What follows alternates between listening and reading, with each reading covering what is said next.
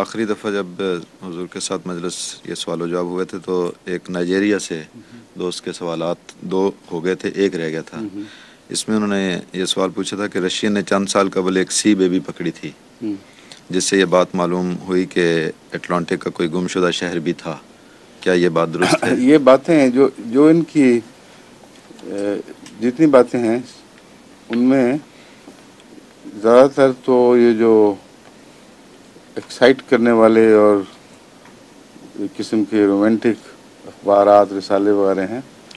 ان سے حاصل کردہ خبریں ہیں ان کی، کیونکہ انسانی فطرت میں کچھ تعجب کی تلاش رہتی ہے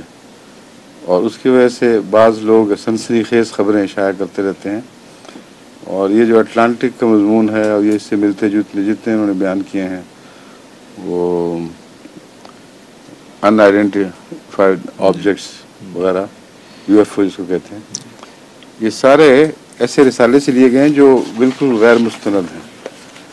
اور رشیا میں سی بیبی پکڑی تھی، بالکل غلط، کوئی اس کا بنیاد ہی کوئی نہیں،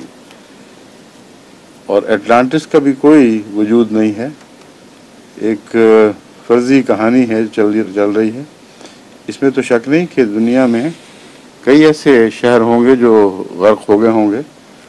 زمین میں بھی دفن ہو جاتے ہیں، سمندر میں بھی غرق ہوئے ہوں گے،